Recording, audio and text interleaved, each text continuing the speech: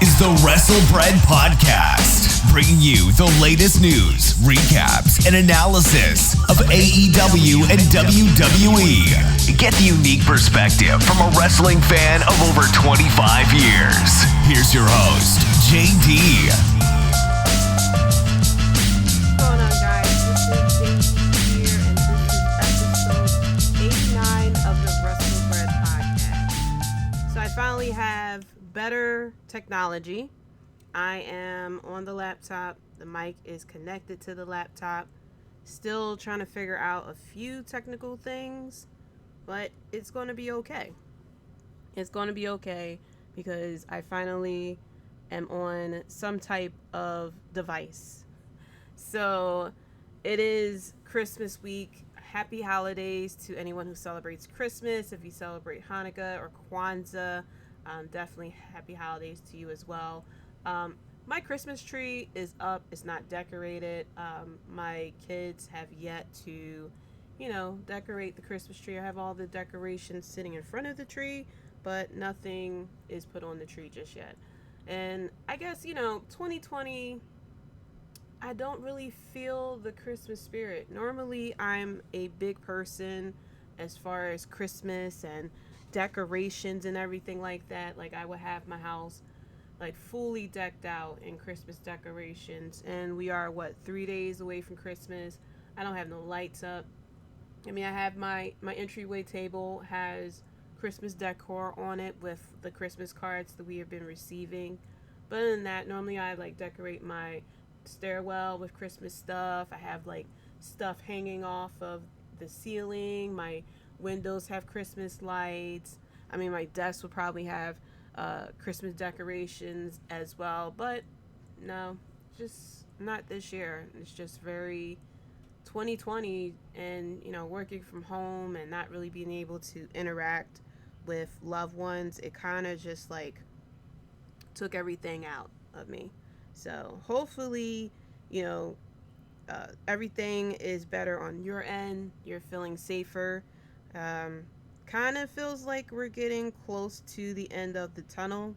Truthfully, I'm completely fine with working from home.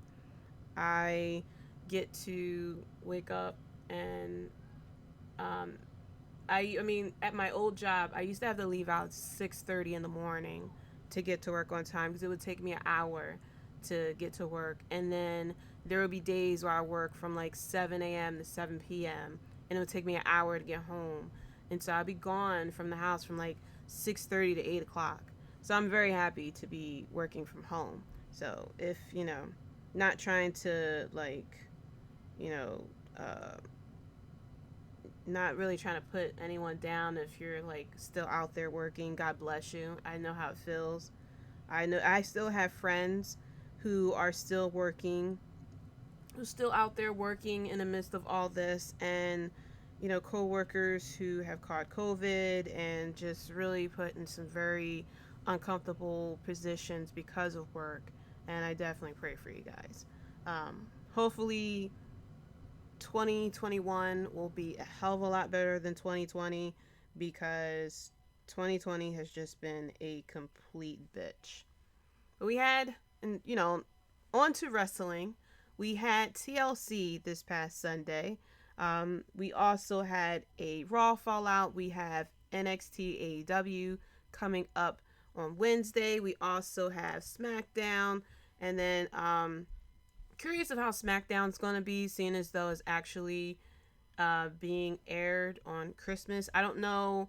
I didn't really check to see if they recorded the footage for SmackDown earlier in the week and, they'll do it that way, or if they're actually going to do it live, and which kind of, I don't know if, I highly doubt people relocated to Florida to make life easier, but I'm pretty sure people are probably have to fly from home, or is actually, living close to the Thunderdome and have to just easily just go there and travel.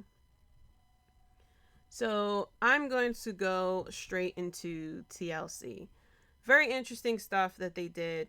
There was a few matches that was added that I didn't put in for my predictions.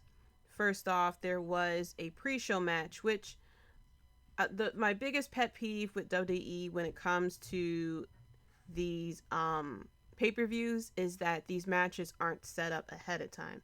Call me crazy, but back in the day, matches would be set up and WWE would just work on the feuds and it would lead up to that match that's coming up.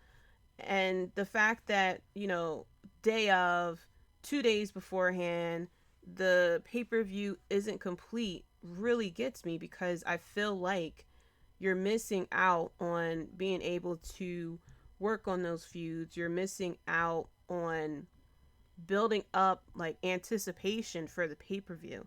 If you're not, putting 100% into setting up the pay-per-view so that people can tune in or to even get new subscribers, viewers aren't going to feel that excited about it either. So it just feels like, you're about to graduate. You're a senior and you have this big ass project that you got to do, and like the night before you decide to put everything together. I mean, that's not far off from what a lot of us did back in college and high school. But for $1 million company, publicly traded with board of directors and everything like that, it's just it's pretty strange. So going into the pre-show, we had an 8-man tag team match. Big E, Daniel Bryan, Chad Gable, and Otis going against King Corbin, Sami Zayn, Cesaro, and Shinsuke Nakamura. King Corbin was with the former members of the Forgotten Sons, who are being called the Knights of the Lone Wolf. I love that name. I actually liked Baron Corbin back when he was the Lone Wolf. Now, King Corbin is a hell of a lot better as a heel, because he does come off as that bit of a prick, which really works sometimes, especially when he started to get that go away heat. It worked perfectly well for him. But now it just feels like, they don't really know what to do with him right now. He had that weird match with the Mysterios where the Mysterios were basically heels. I don't know where that's going to go. It seems like it's not going anywhere, because a lot of the concentration now is focused on the feud with Sasha Banks, Carmella, Roman Reigns, and Kevin Owens as well.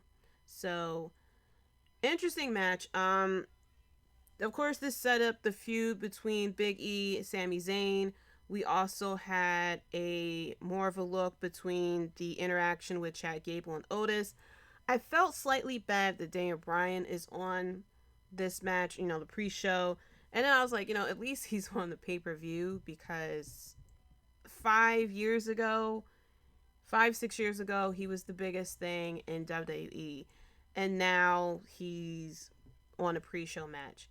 But I can't be too mad, because maybe it's by his choosing, because he has 2 kids now. Maybe he doesn't want to have so much pressure of constantly putting his body on the line. I mean, he was out for a period of time because of a head injury.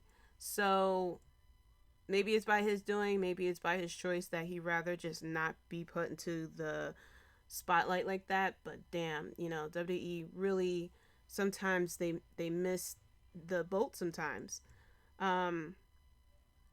So in this match lasted for about 8 minutes. For this to be an 8-man tag, it really didn't show, everyone. 8 minutes really isn't a lot of time for an 8-man tag match, especially if you want each person to kind of shine.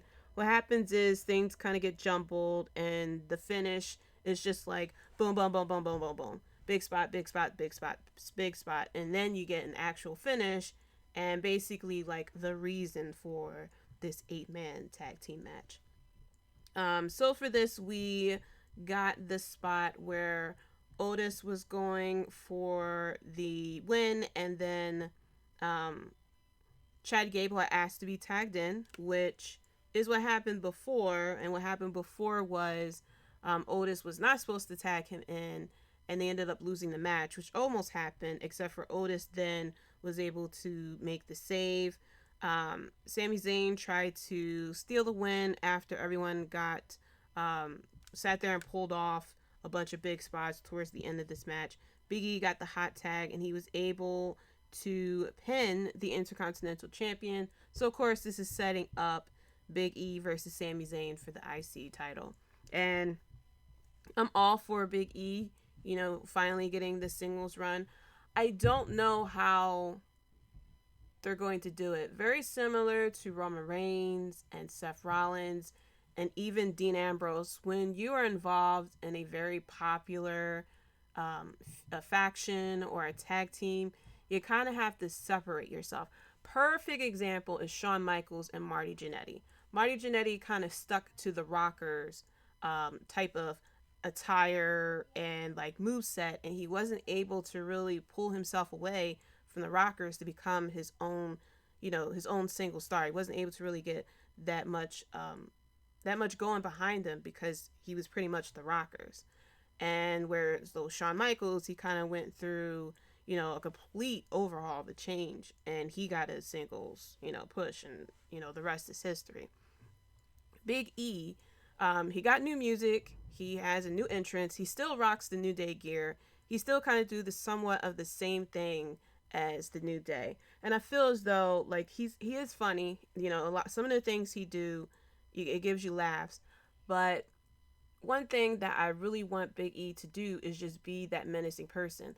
There's not a lot of something that WWE doesn't really do so well is have the big guy to really come out and be like straight up ass kicking. A lot with these heavy set guys, they're a lot of times comedy, or they're like not really taken too serious because of the way that WWE likes to structure their main roster.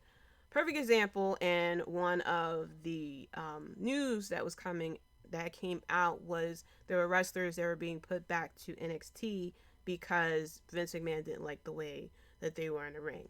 And it was actually Keith Lee and Otis that was sent back to NXT for a little bit of training. And the reason for that was that Vince McMahon wants them to be more like monsters, which I don't know what his definition of monsters is. If he's talking more like Braun Strowman or Big Show, you can't really get that for someone. You can't really get that for someone who is the height and size of Keith Lee and Otis. Keith Lee, he wrestles more like a cruiserweight than he does as a powerhouse. And that's what made him so popular in NXT, because he was doing things that you really don't see on a lot of the big men. And with Otis has his own style. He's a comedy. He has a comedic gimmick. So for him to kind of be a bit more of a monster, a powerhouse, you gotta do a complete overhaul of him. First of all, I can't take Otis seriously when he starts gyrating and shaking and stuff, and that's what he's always been known for. Now, going back to TLC, went on a tangent there, but this match was okay. I felt as though it wasn't enough time to really have each wrestler shine, but it served its purpose, which was to set up this matchup between Big E and Sami Zayn, and to kind of put a little bit more storyline with Chad Gable and Otis as well. And when I was watching the match, and I was watching Chad Gable, who definitely is showing a lot of the things that we loved about him back when he was an American Alpha. He was going against Cesaro, and I was like, 4 or 5 years ago, we would have killed for a match between Chad Gable and Cesaro, even Nakamura, or even a match between Chad Gable and Daniel Bryan. And now we're getting it, and it's just like, because it hasn't been really treated well. So the opening match for TLC was the TLC match for the WWE Championship versus Drew McIntyre and AJ Styles, which I should have known that they was going to come off a hot start. I was doing my daughter's hair. I was hoping that they wouldn't, shoot off with something shoot off with a hot match or one of the title matches. So I was kind of like in and out of the match. Introducing my 9-year-old to wrestling, it's kind of funny because now she's watching it based off of who's the good guy, who's the bad guy. And I had to tell her that AJ Styles is technically the bad guy, even though I really like AJ Styles. So I just had her, she was cheering on Drew McIntyre, which was completely fine. But I just wanted to tell her, like, hey, that bad guy is very good at what he does. And it was a good match. AJ Styles really knows, any match AJ Styles is in, he definitely knows how to elevate the match. Drew McIntyre is really good as well. I mean, this second title reign, a lot better than the first one. He has a lot more confidence, if that makes sense. Like, maybe it's because now he is able to interact with the fans, with the Thunderdome and things like that. And it was kind of a point that I had made previously when they started to do the matches in front of without fans, that it felt like something was missing from Drew McIntyre. And I feel as though like he really feeds off of the fans. And I felt that when they took away the fans and he was in an empty arena, he was missing that spark. Like, it was something off. And I think now that he at least sees faces, he at least see people like clapping and cheering for him, even though you can't hear them, you can see them, and I think he's feeding off of that. But this match was very good. The ending, I have to say, the ending I wasn't really a fan of. I guess they were trying to recreate WrestleMania 31, I think that was. Excuse me. I think they was trying to recreate WrestleMania 31. Oh, excuse me. With Seth Rollins cashing in his Money in the Bank contract and making that into a triple threat match. Woo, hold on.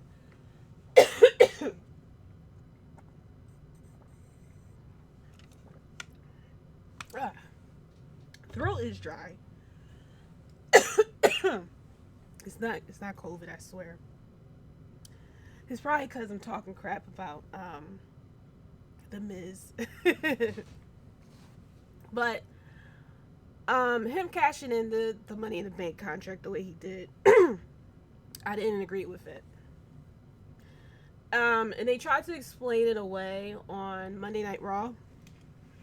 And I felt, after the match, I felt as though the briefcase was definitely wasted. But during the match, AJ Styles, Drew McIntyre definitely put on a very good match. It wasn't as hard hitting as I thought it would be, but nevertheless, it was a very good match between Drew McIntyre and AJ Styles. The big guy, I forgot what they keep calling him. I know his name is actually Jordan.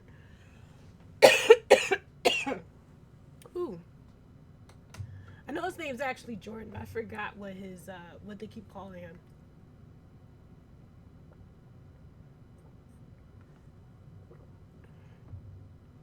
But he wasn't really used much until he wasn't really used much until The Miz came down.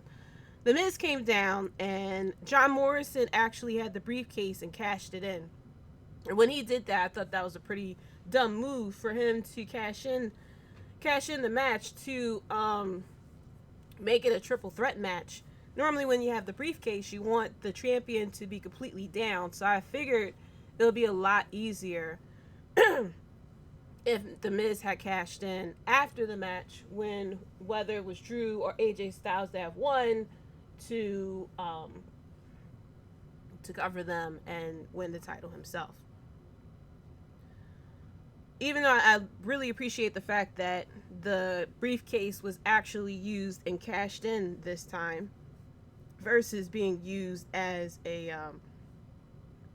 lunchbox, which is what Otis has been doing.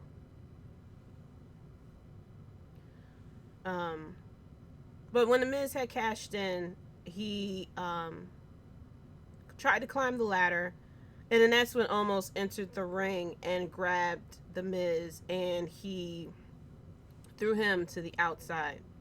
And then from there, it was mainly AJ Styles, Drew McIntyre, um, and the Miz trying to go up the ladder themselves to try to retrieve the briefcase.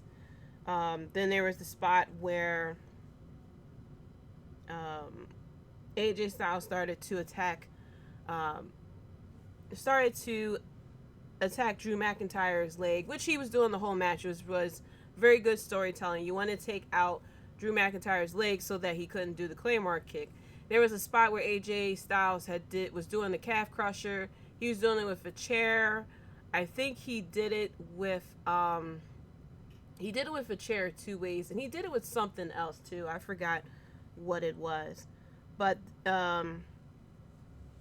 it was pretty good. Towards the end, of course, the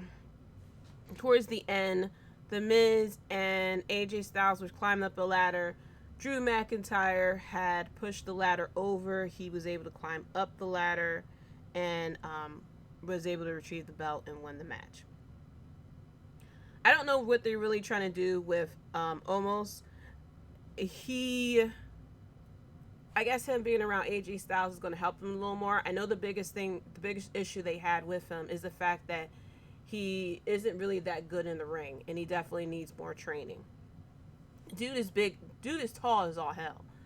Definitely gives me like the Shawn Michaels Diesel vibes whenever he is with AJ Styles. But I don't really know. There's like really nothing much to know about him. Like, I don't know if he's going to be like this big ass powerhouse, or if he's just going to stand around like he is still a bouncer for Raw Underground. I was a little disappointed that the briefcase was cashed in so early, but I did appreciate the fact that the briefcase got a lot more love. And I had AJ Styles winning this match, but I should have known that it would have been Drew McIntyre. But I was really hoping that it would be AJ Styles. Next up, we had the SmackDown Women's Championship, Sasha Banks versus Carmella. I had Sasha Banks winning. This was actually a lot better than I expected. Carmella did get a lot better in the ring than she was before. Sasha Banks really knows how to put on a very good showing in the ring. Out of the 4 horsewomen, I would say Becky is number 1. Sasha Banks is like right there at number 2. I am happy that she has a better title reign that she has had for all of Raw, and that they definitely put a little bit of doubt that Carmella could actually win the title, because Carmella started to cut the promo of if Sasha Banks can retain her title. There was a very good transition that Carmella did.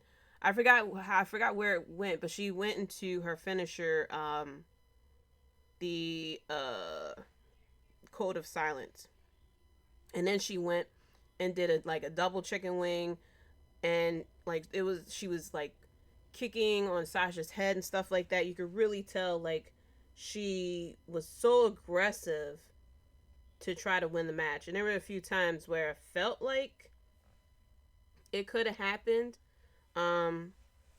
especially with her. I don't know who this dude is. I don't think he has a name.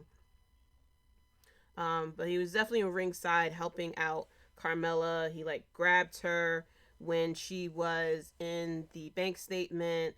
He, I think, caught her one time. Of course, Sasha Banks went and attacked him. But of course, Sasha Banks was able to lock in the bank statement, and Carmella tapped, and Sasha retains the title. Now, of course, Carmella isn't on the same level as Sasha Banks. There's not a lot of women on the roster who aren't on that level, besides Bayley, Asuka, and now Charlotte. but Carmella definitely did a hell of a lot better job in this matchup. And I am curious of what this persona that Carmella has, where it could lead to. My problem is, and this is a problem that I also mentioned with AEW, is that whenever you have either someone debuting or if you have a new persona and you shoot them to a title match so quickly, just for them to lose, it's like, where do they go from there? It kind of like puts a little bit down on that new gimmick because it's not as fresh because they already got the title shot. Normally you work up towards the title shot. You don't work down from the title shot. So now that Carmella got this title shot, it's like, where does she go from here? Is she going to ask for another rematch or something like that? I felt as though Carmella would have done a lot better in a feud with someone else. Not maybe not Bianca Belair because Bayley is going up against Bianca. They could have had a returning Naomi and have, Carmella versus Naomi. They could have had Natalya even. I know that, Natalya really don't have much going on except for she kind of like appears here and there. Let's see. She could have had something with Billie Kay, and kind of, have Billie Kay do something else besides giving out her resume all the time.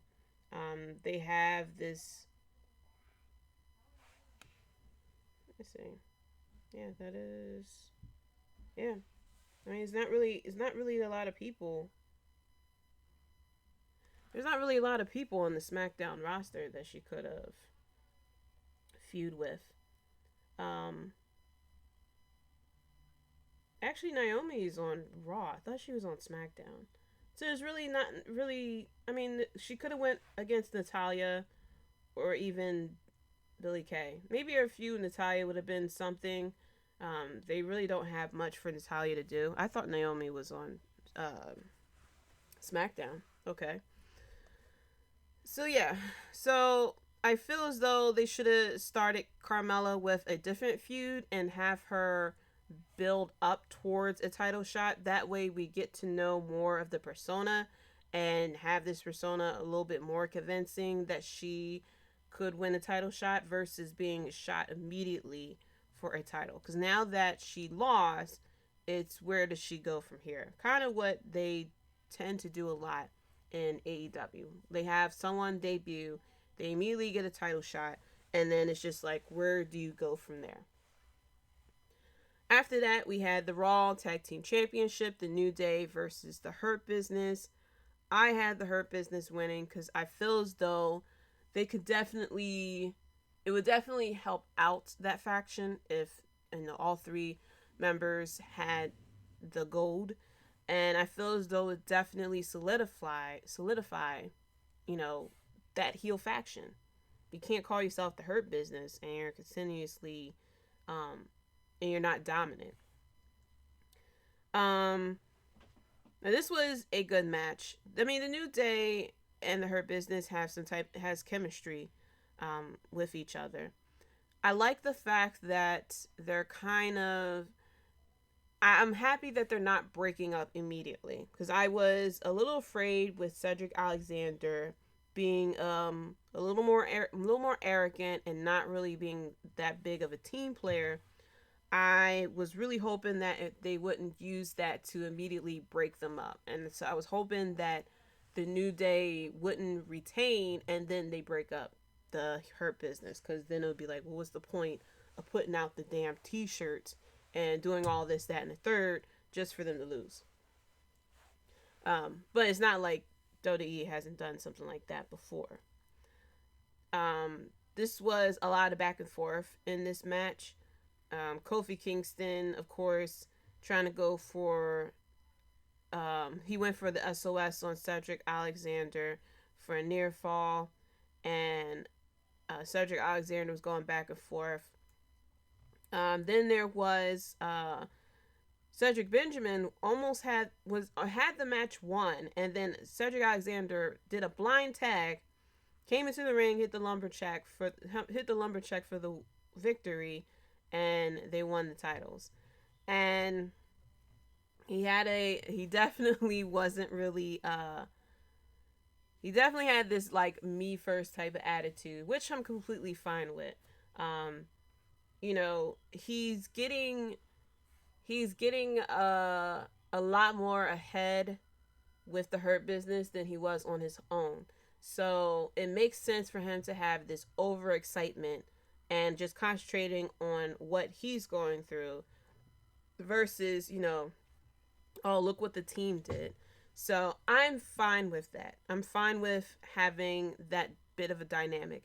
It kind of makes, you know, what's going on with the Hurt Business a lot more complex, because it really won't make sense for, I mean, if you have been losing, you know, someone just turn heel and kind of like go with the flow and be with, you know, a team player all the time, you have to have at least someone who is like very excited with the fact that they're winning, they got the titles, and it's not really like a team player.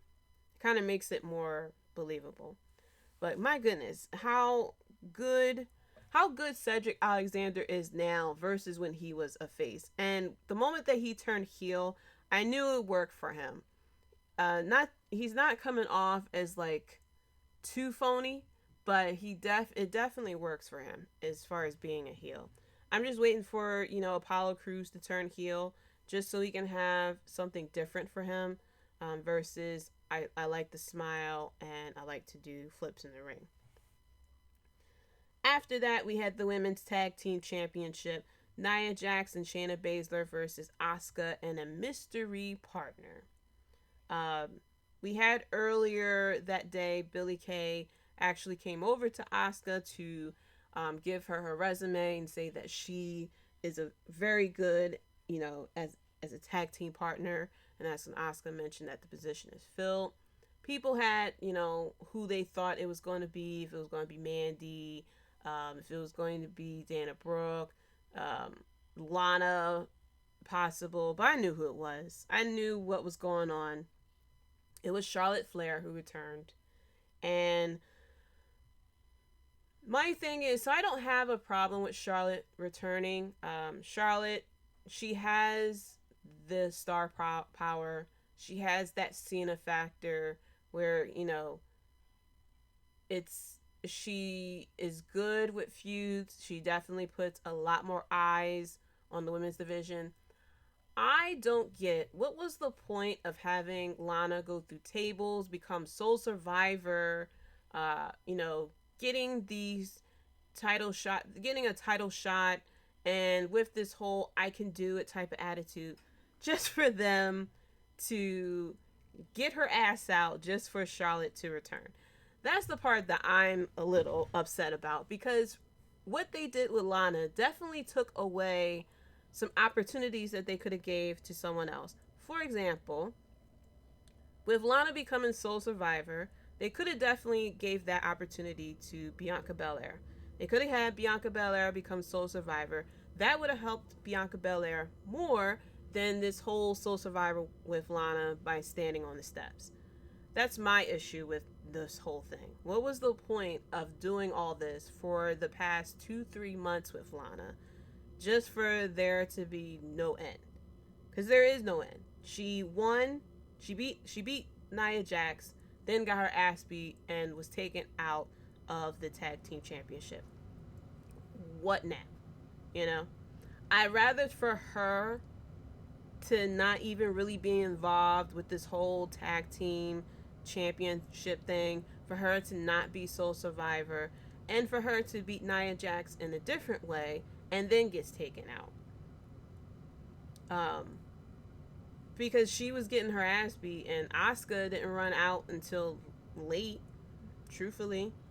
Like, I'd rather for them to have done it a different way, not to take away the opportunity from someone like Bianca Belair just to do something like this. It felt like they had it felt like they had an idea of what to do with Lana, and then they got word that Charlotte can return, and they was like, all right, get her ass out of there. Get Lana ass out of there. We're going to put Charlotte Flair in there.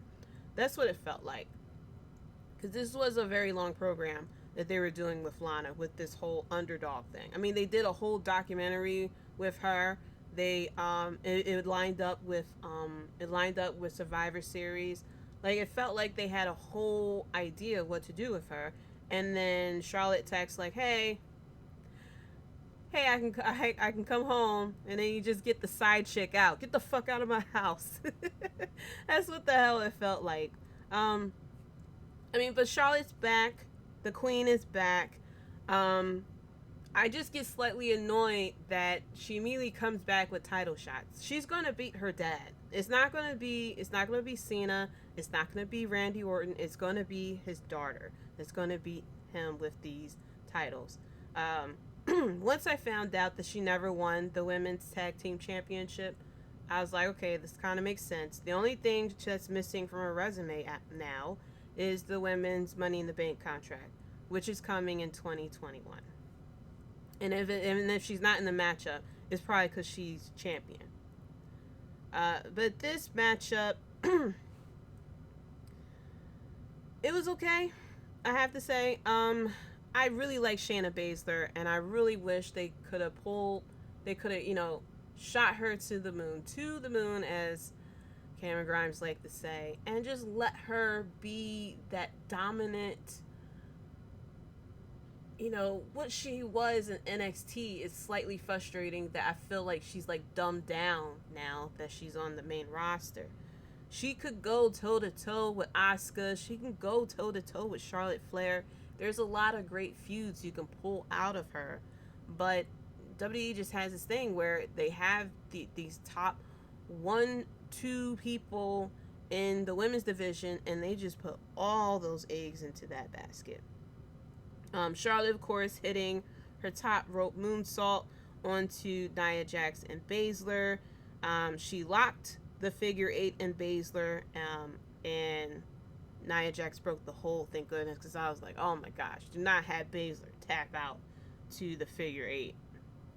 Baszler tried to lock in the Kafita clutch, but Charlotte Flair was able to roll away, and then she did the natural selection for the win, which at first I was a little annoyed that it was the natural selection that got the win, because she rarely wins with that move. But then I realized it's either that or the figure 8, and if I didn't want Baszler to tap out, I guess she would have to be pinned. It was, maybe because I'm a slight hater that I'm saying it wasn't a great match. It was, I guess I can say it was good. I feel as though it could have been better. Really. It definitely could have been better. Especially with what's revealed as to the reason why she became champ. She decided to be Asuka's partner. But I'll get into that later. And then comes the Universal Championship match, which I was slightly surprised that this match wasn't main event, but until I realized, the stipulation for this Firefly Inferno match. We have the Universal Championship, Roman Reigns versus Kevin Owens in a TLC match. Now, Jey Uso, bless him, okay? I understand now, Uso, he is ready to be the ass taker. Well, no, that don't sound right. But he's willing to get his ass kicked in the name of the Tribal Chief. Roman Reigns is so good at what he is doing. It amazes me that we are getting this person after so long of the John Cena wannabe. I'm not a good guy, I'm not a bad guy, I'm just the guy. It baffles my mind that this is where we are with Roman Reigns. And then I get frustrated because they could have pulled this so long ago, the amount of money they would have made with this character, this tribal chief. Like, okay, Roman Reigns, he would sell merchandise, but the feuds that he could have got with this, like, had he pulled this, I mean, no, because no, it wouldn't have happened. I'm sorry. I'm thinking back in 2014, but Roman Reigns was still in the Shield at that time. So, right? Yeah. Yeah. Roman Reigns was still in the Shield at that time. So that wouldn't make sense. But I was thinking, like, it could have been Dan Bryan. He could have done it with, hell, if CM Punk was still around. Can you imagine the Tribal Chief versus CM Punk? Can you imagine the Tribal Chief versus Brock Lesnar? Like, there's so many things they could have done with this. People would have been fine with the Tribal Chief defeating Undertaker at WrestleMania. I probably still wouldn't have liked it, but I'd be a lot more accepting of it. But with this matchup, of course, Jey Uso immediately interferes in this match to try to win it for his cousin. Some of the weapons immediately came into play. Roman Reigns sitting there talking his shit during the match. But Kevin Owens with this "you gotta kill me" type of mindset. I immediately thought of Eddie Kingston when he said that, and I was like, well, don't sit here and say you gotta kill me, then tap out, to something simple. But this was very hard-hitting. Roman Reigns running through the barricade, scaring the hell out of the announcer. Roman Reigns hitting a Superman punch. And Kevin Owens just kept coming back. I mean, there was a few times that Kevin Owens convinced me, like, he might pull this out, like, and I like that. I'm fine with when we know who's going to win, but the match is so good that you kind of like forget, like, yo, he may actually win this type of situation. I like those type of matches. It doesn't make it feel predictable. You enjoy the match a lot more when you feel like it could actually go either way. Like, the amount of storytelling, the amount of emotion that someone has to put out for you to kind of like question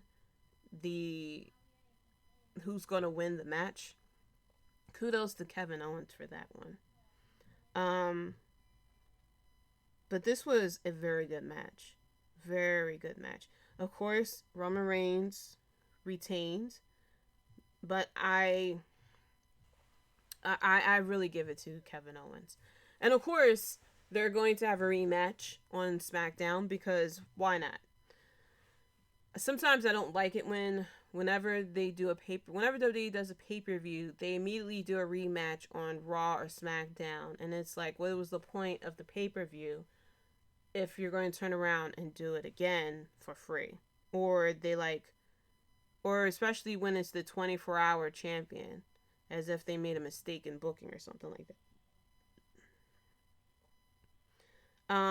But of course, towards the end, Roman Reigns put Kevin Owens into a guillotine before he retrieved the belt. And this was very good. This was very good. And then we get to the main event. Randy Orton versus the Fiend Bray Wyatt in the Firefly Inferno match. Randy Orton comes out in, of course,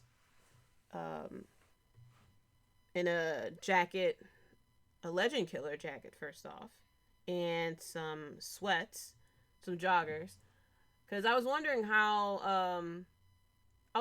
like, what the hell is the Firefly Inferno match? I was really thinking it was going to be very similar to the Kane and Undertaker match, where the fire actually went around the ring and they had the fire go up every time somebody landed on the mat. And then of course the rule is that a body part has to be set on fire. The Fiend comes out, very cool entrance. I love the Fiend's theme. I love his entrance. And there was no fire. And I was like, okay, where the hell's the fire coming from? Do they have like a lighter in their pocket and they're going to flick it open or something? Are they going to go to a different area? And then we get the, the cinematic version of it. Because it was rumors that it was taped. Some parts were taped. There was rumors that this was going to be full cinematic. I didn't really expect it to be live because I'm like, I don't know how you're going to really pull it off when it's live. Because you have the Thunderdome, so it's very difficult to kind of pull a pre-tape segment on there. But of course, Randy Orton started to, attack the Fiend. The Fiend was able to start laughing and not really selling any of the blows that Randy Orton did. Randy Orton tried to do an RKO. And the Fiend was able to he sat there and attacked the Fiend. I mean, he was able to attack Randy Orton off of him. And then there was the very cool shot where the Fiend stood in the middle of the ring, screamed at the top of his lungs, raised his arms, and then fire erupted actually around the barricade. And I was sold at that point. I was like, all right, this was pretty cool. And I was like, that's pretty cool. So the match kind of went back and forth.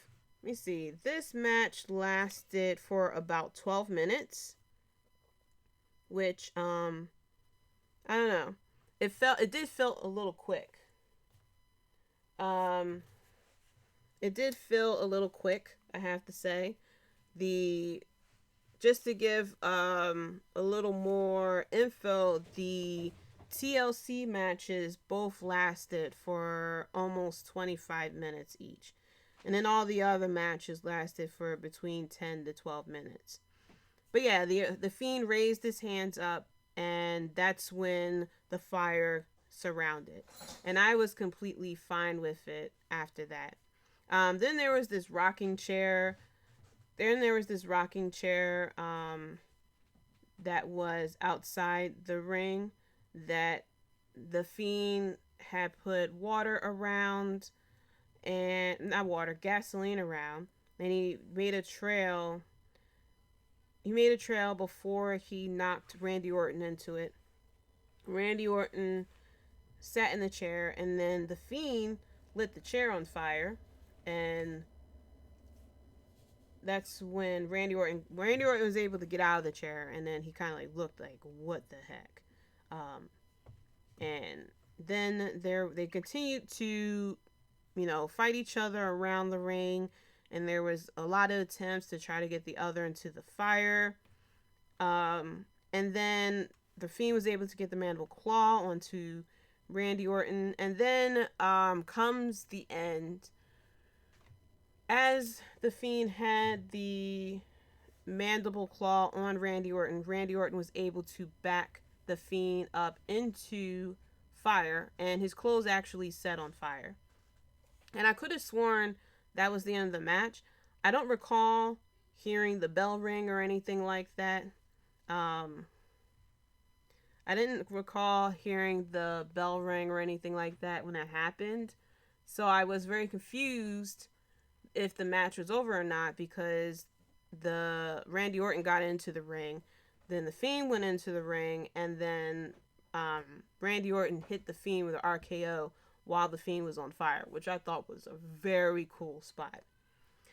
Very cool that because the Fiend wears a mask, of course I would guess that they switched out Bray Wyatt for someone who's actually able to handle the fire getting into the ring.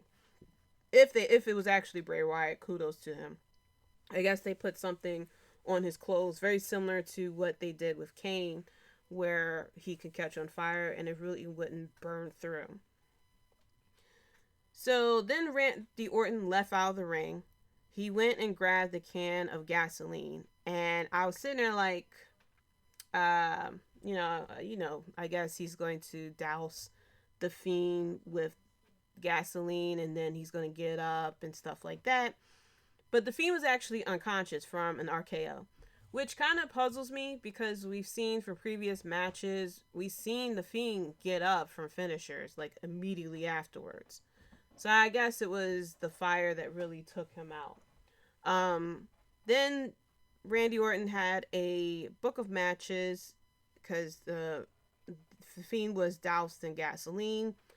The announcers was killing me with this, don't do it, no, don't do it. And then, Randy Orton, you can clearly tell that it was a dummy before he threw the matches. But then he threw the matches onto the quote-unquote Fiend and set the Fiend on fire. And I was sitting here like, they really pulled this. I'm like, this is technically a murder. And I could have sworn that we are getting into more of the family-friendly content. I was very confused about that. I was very confused at what they did. So that's what they ended it with, and then Randy Orton gets out of the ring and then hits the pose, of course. But I was just very confused as to why. It was a very cool shot with the RKO while the Fiend was set on fire. And I'm not complaining about the finish. I feel as though they could have definitely did the camera edits a little more better. But I feel as though, like, I don't know. WWE is very inconsistent with the levels of violence, I guess I should say, or how far they would go as far as the adult content versus the PG stuff. What happened, they go through this cycle where they do very bad in ratings, or something happens and they say, oh shit, we need to do something about this. Quickly, Raw Underground, quickly, set the Fiend on fire, quickly, do this, do that. And people get very excited about it and like, okay. Like, I was fine because I'm like, okay, this is very different. The fact that there's an actual murder that happened on TV, but we get the sadistic ass Randy Orton back again, the legend killer, the old school Randy Orton, who set the Undertaker on fire and then sat there and hit his pose. That's what I immediately thought of when I saw him do that. And then we turn around and we get segments like Uzi Hot, or we'll get a segment like the Street Profits versus the Viking Raiders. And it's just a very up and down that WWE goes through, which kind of gets frustrating because you can't really enjoy spots like what we saw last night, because I feel as though, okay, what is the repercussion for doing something like this? And I always said that, and I said it with WrestleMania 35. I said whenever the fans get what they want, normally Vince does something to make us pay. And so I'm waiting to see what's going to happen that make us pay for what has happened. I'm fine. I'm intrigued by what happened at that Firefly Inferno match. I felt as though the edits could have definitely been a lot better. Like I said, you can clearly tell they clearly showed it was a dummy for a good 5 seconds before it was set on fire. So I felt as though maybe they could have put the camera back a little bit, maybe towards the top of the head, so you can't really see how much of a dummy it was. Or they could have did a bit of a further away shot or something. Or you can just see Randy Orton toss the match and then you see the body on flames. It's a lot more camera magic they could have done. But I'm intrigued by it. I'm eager to see, well, what happens with the Fiend now that he's been set on fire. I mean, Randy Orton then took out every single thing from Bray Wyatt. I mean, he set the house on fire, he set the Fiend on fire, and I'm just very interested to see what happens afterwards. So TLC as a whole, I would say it was good. It could have been better. They could have definitely worked on some of the edits that they did. They could have definitely handled a few things in the matches a little better, but overall, I'm fine with it. I'm just concerned at what happens with the aftermath. What happens with the fallout? Which I will get into a little bit, but first I'm going to get into a little bit of news. First off, they had showed during TLC that there is a new documentary series called WWE Icons, and I am so excited for this series. It's going to take a look. It's going to take a look into a lot of the people from back in the day. For example, Lex Luger, Beth Phoenix, British Bulldog, and the biggest thing is Yokozuna. And I'm very excited for this because, first of all, back then, I didn't know Yokozuna was actually Samoan. I seriously thought he was from Japan. You couldn't tell me different. And the good thing is, now back then, you didn't really have social media. You had to get your news through magazines. It wasn't as easily available. Like, if Yokozuna had came out today, we'd have definitely known he was Samoan. We would have known like everything about him. We would know what his kids look like, stuff like that. But like I said, back then we didn't have the internet like we do now. So hearing and back then it wasn't a lot of behind the scenes stuff. So like even hearing Yokozuna like joking around and stuff like that is nothing that I have seen. So I'm very intrigued as to what they pull out. And even with the little snippet that I saw, I'm very excited to see like Yokozuna behind the scenes. Because like I said, I didn't know he was Samoan until a lot later. So hearing his backstory, how he got into it, who he was before he became Yokozuna, and stuff like that, I can't wait to see this. And it hits me like there is a whole generation who don't know who Yokozuna is, never experienced his matches or anything like that, or really know his story. And I have to look up, like, I forgot what year he stopped wrestling. Of course my internet's going to start acting weird on my phone. But I don't know what year he stopped wrestling. But yeah, it's just crazy because now that's where we are. We're now entering that age where there's a whole generation who has no idea who he is. Yeah, he died in 2000. So yeah, there is a whole fucking generation of people who have no idea who Yokozuna is. And as a person who watched wrestling for a very long time, it's kind of crazy. Like, there's a whole generation who have no idea that The Rock was actually a wrestler. There's a whole generation who don't know who Stone Cold Steve Austin is. There's a whole generation who never know about WCW and the Monday Night Wars. I mean, they listen to us old folks talk about it like back in my day, WWE used to do this, that, and the third. So it's just like very interesting, and I'm very happy that they have this type of series so you kind of get to know, the people from back in the day who you will not be able to experience, because unfortunately with Lex Luger, British Bulldog, and Yokozuna, you will not see them in the ring again. The Slammies is going to be hosted by R-Truth, and this is going to happen Wednesday at 10 a.m. on the WWE Network. And they're going to have presenters, which include Shawn Michaels, Ric Flair, Snooki, Method Man, which kind of, that threw me for a loop, and Mick Foley. And of course, I used to really love the Slammies back in the 90s when it was it felt, when they were trying to be like the Grammys, and they had they had it like inside of a ballroom with like acceptance speeches, things like that.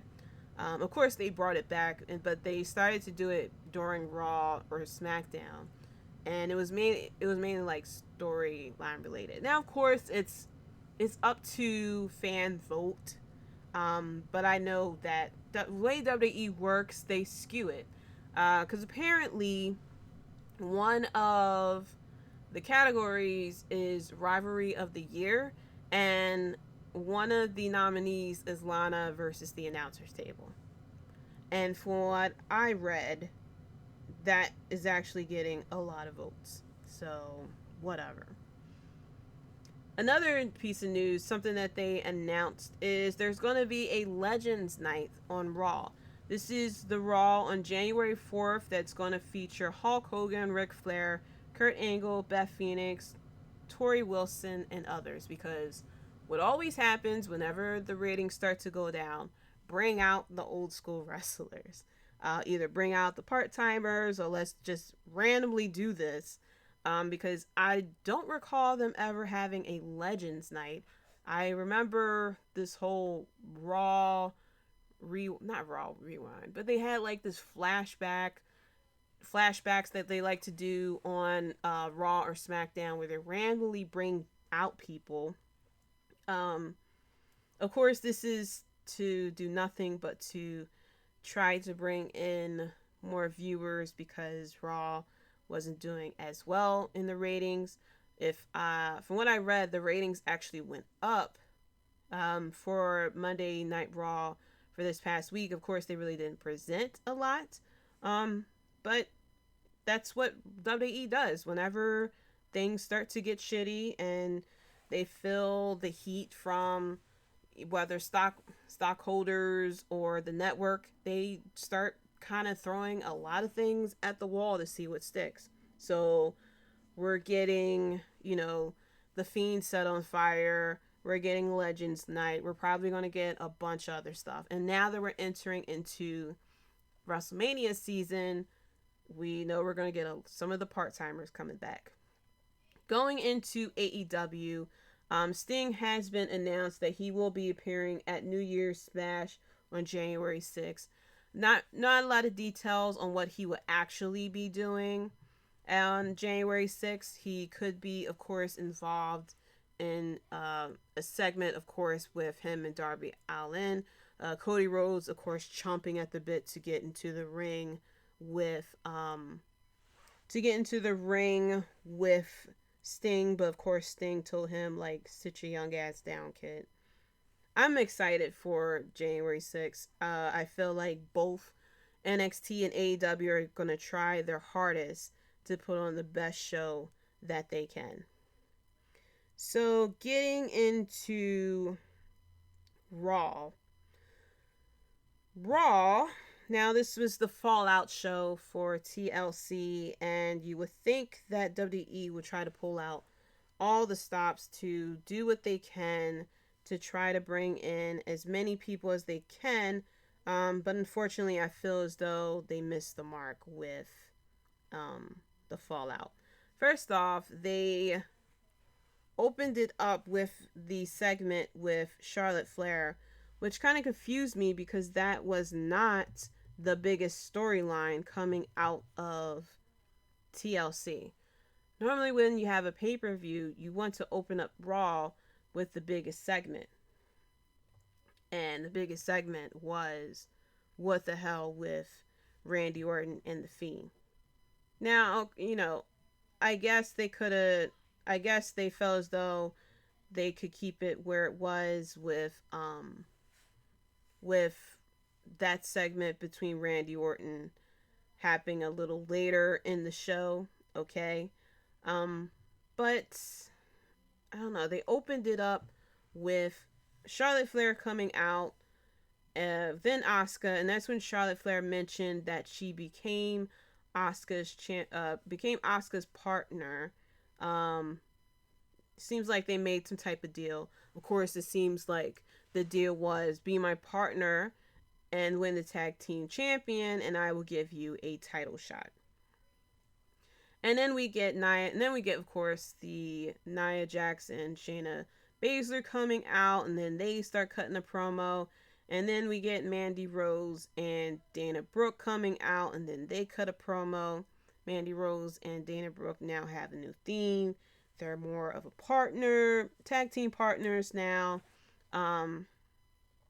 And that led to very, very bad promos. And then, of course, the typical let's create a match out of this. And, let's create a match out of this, and that be that. I wasn't really a fan of this. This really wasn't a proper way to start out the Fallout show, especially with the way that TLC ended, like I had said. So we get that matchup. I believe Mandy Rose and Dana Brooke won this match. No, sorry. Baszler and Nia Jax won this match. Baszler, of course, got her submission win over Dana Brooke, which is like, bleh. Let's see. Not really going into all that happened on Raw because Raw really wasn't the best. Then we got into Miz TV. The Miz comes out to, his guest was AJ Styles. AJ Styles, of course, wants to know what the hell is going on with the Miz, of why he would cash in his Money in the Bank contract while AJ Styles was trying to win for the title, because AJ Styles' chances of winning the championship went from 50% down to 33.5%, or unless you got math like Scott Steiner, your odds of winning will probably be a hell of a lot different. But AJ Styles was very upset, called the Miz selfish, and then the Miz was like, of course, whenever the Miz gets very upset and he gets passionate, he really starts cutting these promos that are very good.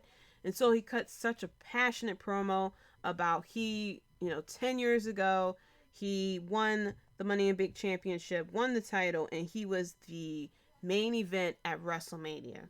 And basically, it's been so long since he had that, that he was, at the top of his game, and that, he has a family, he let down his family and everything like that.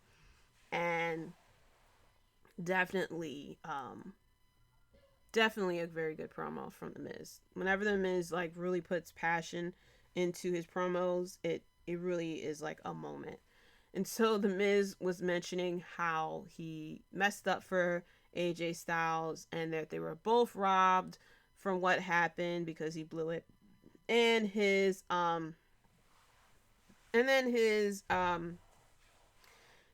I'll make it up to you move was putting AJ Styles and Amos into the next Marine movie.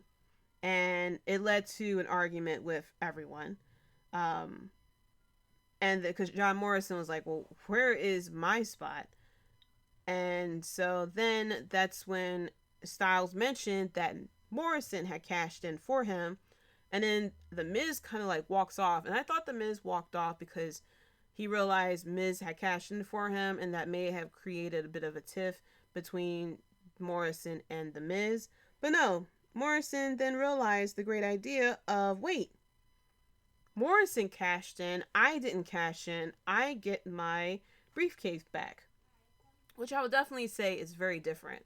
I noticed it too last night that Morrison was the one who cashed it in. And I had the slight thought that they might use that and say that, the Miz didn't actually cash in. But that thought kind of left my mind afterwards. But definitely a very different way to involve the contract. To have, the fact that the Miz wasn't the one who cashed in the briefcase, So he gets the briefcase back, and we kind of continue the storyline with The Miz in the briefcase. I would say it was pretty good. Let's see. Then we get the matchup of T-Bar versus Ricochet. Mustafa Ali trying to recruit Ricochet into Retribution by telling him, like, you could be so much more, this, that, and the third. It's, I'm fine with Ricochet getting a feud now. He's getting a storyline, but oh my gosh, I feel like he's even watered down. And of course, with T-Bar, of course, he's Dominic Dijakovic, the match of the year candidate matches he would have with Keith Lee, and now he's I feel like he isn't up to potential. And there was a big argument about how different the main roster is from NXT, and someone had pointed out as an argument that the main roster is filled of people who are from NXT, which is true. It is true, but it definitely lends the point of how different the main roster is from NXT.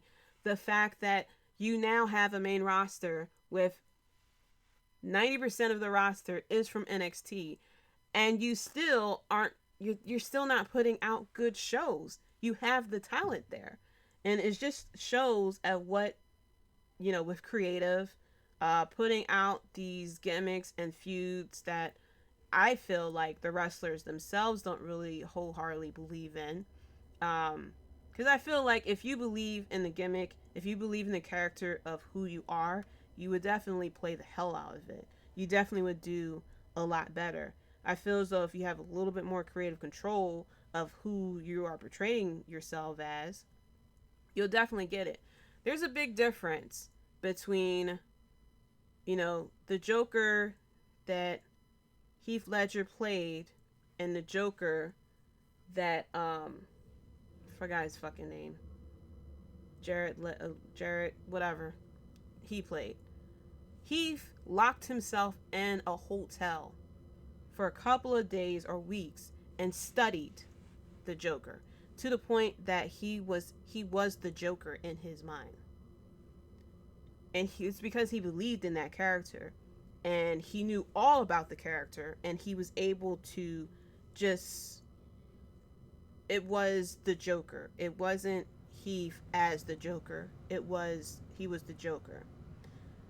And my connection to WWE is, if you give someone a gimmick and you're not telling them, this is who this gimmick is inside and out, or even tell the person, hey, who is Ricochet?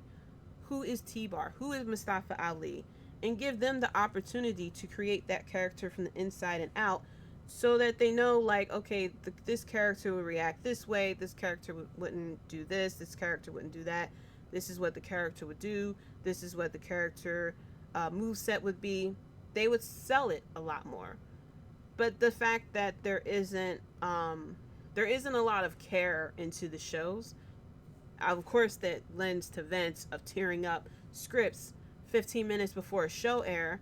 And so now someone like T-Bar or even Mustafa Ali is being told, okay, this is what your character's doing tonight, learn it, blah, blah, blah, blah, and not really grasping what's, I hope I'm making sense. You're not grasping what this character is in the ring and outside the ring. Because the biggest thing of the main roster is character and character development.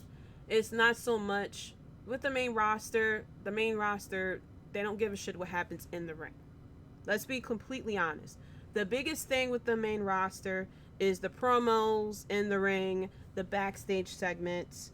It's not the actual storylines. Of course, we get the gems, like with the Fiend, and with Roman Reigns, and with Daniel Bryan, and with Kofi Kingston and stuff like that, and with Becky Lynch. We'll get those type of gems where, Becky Lynch, for when she came up on the main roster, to Becky Lynch now, night and day. You fully believe the man. you fully believe, Becky Lynch is the man. Because she walked it, she talked it, things like that. Like, it's hard to separate Becky Lynch from the man. Whereas though when she first came up with that steampunk stuff, night and day. Or even with Roman Reigns. He's a prime example. He was being told how to act. And I felt as though he wasn't fully invested in this whole the guy character. This underdog that they kept trying to push him to be. And it was such a disconnect that I felt of who Roman Reigns could be. And now we're getting Roman Reigns, this tribal chief, who is pulling from the fact that he is, pulling for his family. He's fighting for his family. And now it's like so good. Because it's so believable. And I don't understand why they can't do this to a lot more people. If they can do with, the tribal chief, the man, the Fiend, and even sadistic Randy Orton, with at least 10 other people on the main roster, the shows would be set. It's not going to be perfect. You're going to have the comedic moments. You're going to have the downtime. That's what they had back in the Attitude Era. That's what they had back in the New Generation era, the Golden Era, and stuff like that. You had the downtime. You have to have that. It can't be all right. It can't be all on a high level all the time. That's too much.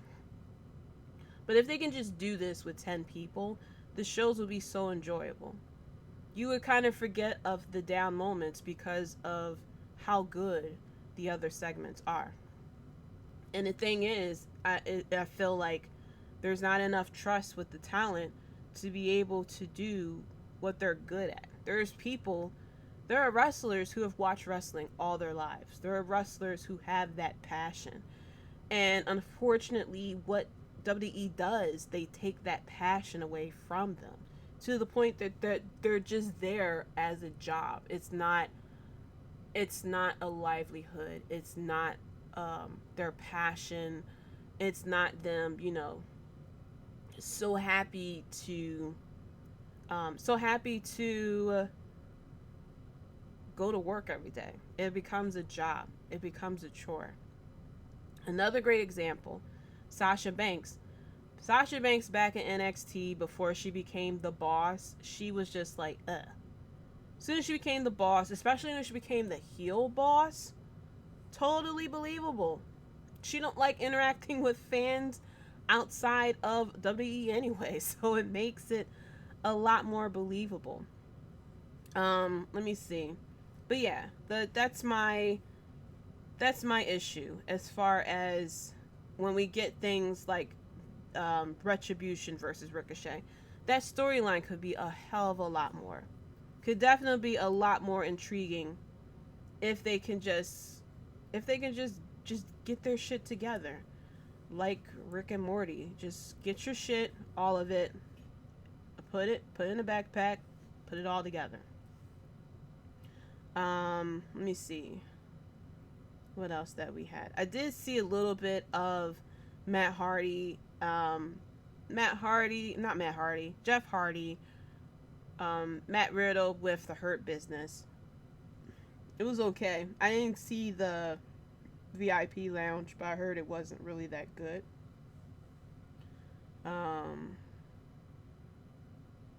Randy Orton, then Randy Orton speaks. That segment was the segment of the night. So Randy Orton comes out to talk about what happened, and we get the sadistic Randy Orton. He started talking about how he can smell the burning flesh, and he can still smell it in the ring, and the voices and stuff like that, and how he hears, Wyatt, the Fiend, gasping for his last breath. And then the lights go out. And at first I was a little disappointed because I was like, this is too soon for the Fiend to immediately return, unless, we're going to get something about it. But the lights come out, you see Randy Orton leave out of the ring.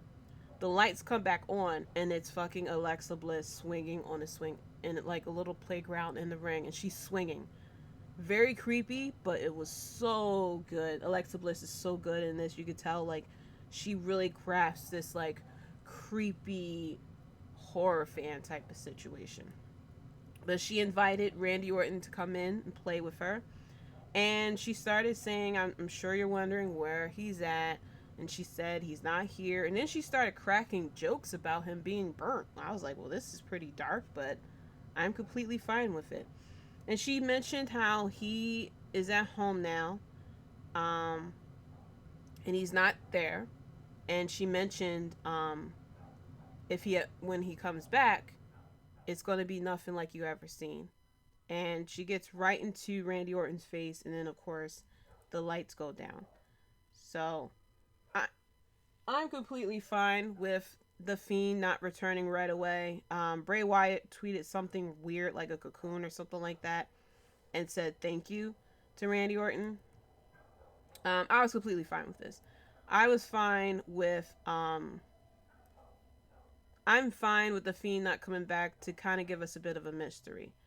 Definitely reminds me of The Undertaker. Whenever The Undertaker gets burnt in a casket or buried alive, he kind of disappears for a little bit, and then when he comes back, it kind of like that mystery, that mystique about him is still there.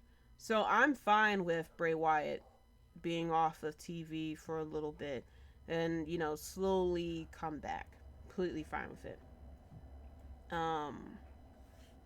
Let's see. Of course, we had a tag team match with Peyton Royce and Lacey Evans, which completely confused me, versus Asuka and Charlotte. And of course, Asuka and Charlotte won. And then we get to the main event, which is Sheamus, Keith Lee, and Drew McIntyre versus AJ Styles, The Miz, and Morrison. And this was supposed to be a holiday street fight. For this to be a street fight, it really wasn't that much of a street fight. And it took a very long time for them to use the weapons. So I didn't know if I'm happy that they didn't use, like, it didn't turn to what they normally do and have like food fight basically or something like that. But it really wasn't that much of a street fight for it. Of course, Sheamus, Keith Lee, and Drew McIntyre won. Sheamus then immediately hit Keith Lee with the bro kick, which I had that got a laugh out of me. And then Drew McIntyre started yelling at him. And so it feels like, of course, this is going to lead to a feud between Sheamus and Keith Lee, but it feels like there's a bit of a slow burn of a feud between Sheamus and Drew McIntyre, which I'm completely game for. Overall, Raw really wasn't a good show, especially for it to be a fallout show for TLC. You might hear a dog barking in the background. That's my the neighbor behind me. Her dog is barking, which that dog's been barking a little while, so I don't know if I should be concerned or not. But I'm just gonna hope that it's barking because it sees a cat or something. That's what I'm going to try to go with. Getting into the preview for AEW NXT. For NXT, we have Burke and Larkin versus Killian Dane and Drake Maverick. This is for the NXT Tag Team Championship. We got Bronson Reed returning, and then a very Gargano Christmas. So, of course, we're going to see their Gargano celebrate. Of course, Johnny Gargano winning the North American Championship. Candice LeRae celebrating the fact that she had won War Games, and I'm all for it. Their segments are entertaining. And on AEW side, we have the Young Bucks versus the Acclaim for the Tag Team Championship. I'm not really sold on the Acclaim. I don't know. Them rapping and stuff like that kind of gives me like John Cena Thugonomics vibes. Maybe, I don't know. Maybe I have to get used to it or something. We also have Dustin Rhodes versus Evil Uno. And then we have Chris Jericho and MJF versus Top Flight. So definitely looking to see somewhat of a good week. I don't know. I feel like it's Christmas week, so sometimes I feel like it's not really a lot that's put into it. because normally people are traveling and they're not at home, but we're in the middle of the pandemic still, and people are still at home. So that's it for the Wrestlebread podcast. Thank you so much for listening. Shout out to Julian Rob Bass from Wrestling Court Podcast on AlternativeMinds.com. Keita and Jay from the Keita and Jay Show. Damn, that dog is really barking. It's getting on my nerves. Chris from We Talk Next Podcast. Nando and Larry from Half K Podcast. Devin Hafiz from Clark Street Wrestling. My boys over at Powerbomb Jitsu. Coming up next week, I'm going to give an recap of what happened on AEW Dynamite, NXT, Raw, and SmackDown. We got a date for the Royal Rumble. It's going to be on January 31st. And so now we are leading up to that pay-per-view. We are also leading up to the AEW versus NXT specials that's coming up on January 6th as well. Raw is just going to keep being Raw. Because I'm guessing, they're not putting as much effort into it because of Monday Night Football. I don't know. I don't know what excuse they can give. They have enough money and resources to make it work. If you haven't already, I had mentioned this last week. I am giving away a $25 gift card either to AEW Shop or WWE Shop. It is your choice. I'm presenting, the first ever 2020 Wrestlebread Awards. If you would like to participate, go into the links. You'll see the Linktree either on Twitter, Instagram, Facebook, or wherever you listen to this podcast. Definitely go there. You'll see the link for the Wrestlebread Awards. It's a quick survey for you to pick who you feel as though is the best of 2020. Your picks actually count versus the Slammies. I'm actually taking your picks into account, and I will pick a winner from there, and it'll be your choice of if you want a $25 gift card from WWE Shop or a $25 gift card from AEW Shop. And it's actual drawing, short survey, shouldn't take you no longer than 2 minutes. And it's you picking who is best male wrestler, best female wrestler, best tag team, best match, moment of the year, missed opportunity, who should win a title next year, and just a whole, just reflecting on what 2020 has been and kind of like look at the good things that has happened. Like, for example, The Mandalorian. Not going to give spoilers in case you haven't seen it, even though it has been a couple of days, but The Mandalorian, chef's kiss. I am a Star Wars fan. I'm as much of a Star Wars fan as I am a wrestling fan. Just as much as I like to play video games, but definitely made me cry because there was a lot of redemption in that episode. And I'm surprised I haven't gotten a Baby Yoda anything. So I don't know if I should really call myself a Star Wars fan because I don't have anything Baby Yoda. But it might be coming. But definitely check out the Wrestlebread Awards. Link is in the bio. And be sure to hop on Twitter and follow me at Jaydee Talks. That's Jayde Talks. Follow the podcast at Wrestlebread on Twitter. You can also find the podcast on Instagram, Facebook, YouTube, and wherever you listen to this podcast. Be sure to leave a review. Let me know your thoughts. Also, let me know who you think had the best year by going to that survey, because I really want to give out a gift card. I will be announcing the winner in episode 91, which will come out on New Year's Day. I don't know how I'm going to do it. I'll announce it on Tuesday. I highly doubt I'm going to do it live, but I will record an episode that will come out on New Year's Eve, and I will be announcing who is that winner and, of course, who has had the best 2020. Thank you so much for listening, and until next time, guys, peace.